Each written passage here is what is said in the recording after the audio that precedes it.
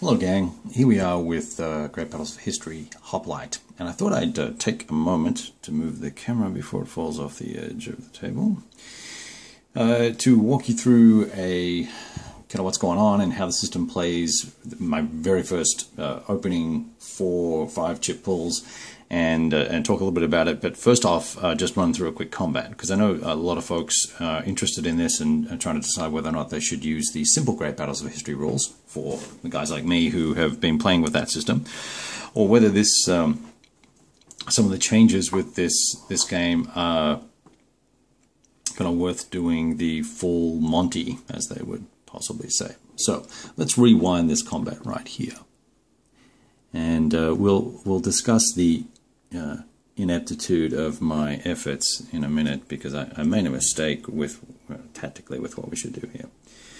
So it was, as you can see over here, it's the Hoplite activation, and okay, so we move this guy up. Now, because these guys are running, do I have the little run marker? I don't. I took it off. Here it is here. Because we're after our first combat. So you've got to roll when you first start playing this game. The first time you move your hoplites, you've got to roll for them to find out what movement rate they're going to work or walk at, whether they're going to walk, trot, or run.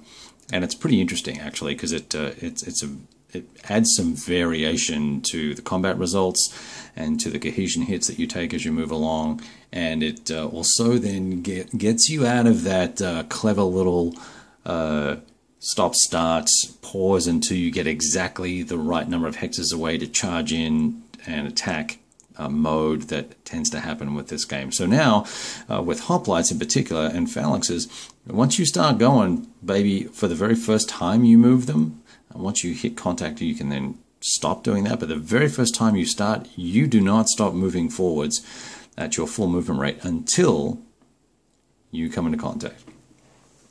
Very interesting. Plus, you've got the whole drift thing to deal with, drifting to the right. So let's focus on this combat. So I've never done, well, I've done a few combats with this system before, but here we go. We've got a double depth phalanx. This is the Theban, one of the first attempts at big oversized formations, and it's attacking a skirmisher.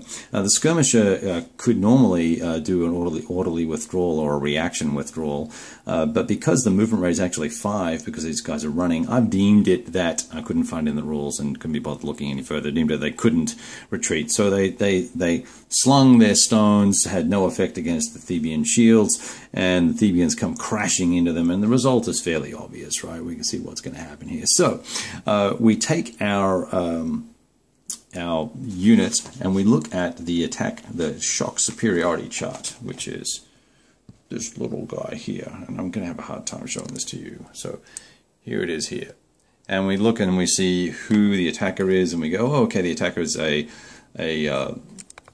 hoplite, and they are attacking skirmishers, so they're obviously going to be attacker superior in the combat. And then we look at the comparative weapon systems chart, which is very similar to the weapon systems chart for simple Great Battles of History. It gives you a number, though, to work on the shock results table.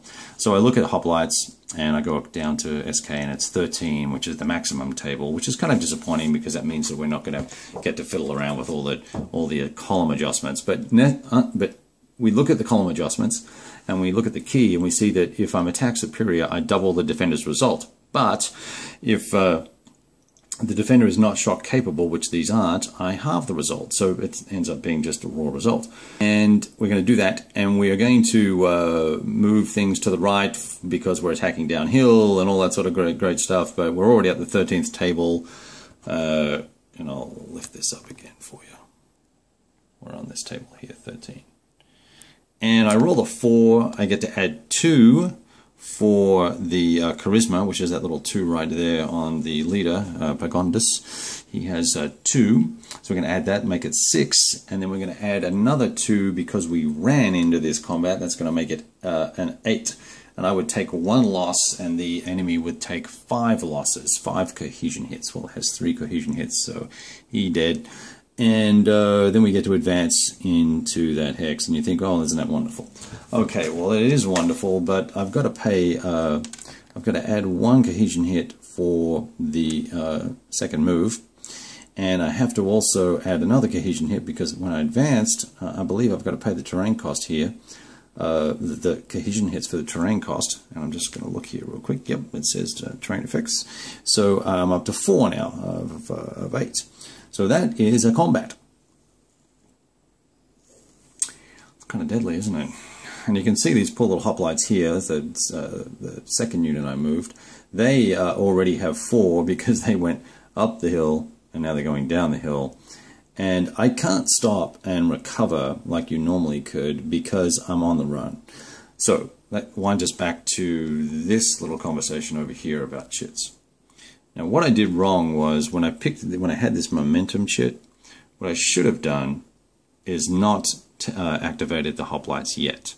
I perhaps should have activated the cavalry and got a double activation for them and let them pick up a cohesion hit, right?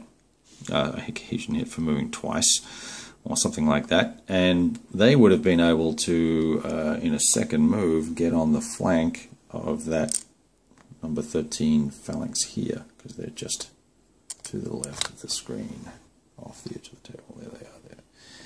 So they would have been very close to making it 1, 2, 3, 4, yeah, 5. They easily would have made that attack there. And that just would have been so much nicer, and we would have had 1 move with the with these guys in the turn and not 2. Now, end result probably would have ended up being the same. We're going to have 4 cohesion hits before we actually come into contact with these guys. But if our enemy does not activate, sorry, what am I trying to say here? These guys, once they activate, they're going to have to make their advanced trot, their walk, trot, run, roll as well. So they would start picking up cohesion hits unless they didn't move, which is a choice. So I'm going to actually play a little bit more of this and then reset it and start again, and we'll see what happens. All right, because I think this is there's some interesting different tactics to be explored here now. All right, I'll talk to you guys later, and we'll talk more about chit pools and stuff once we get into the game a little bit and we've had some more experience with them all. Ciao. So real quickly, we decided to reset. I went through and just ran through the next chit to see what would happen, and as I suspected, there were only, there's only 3 chits left, and they're all Athenian. So what does that mean?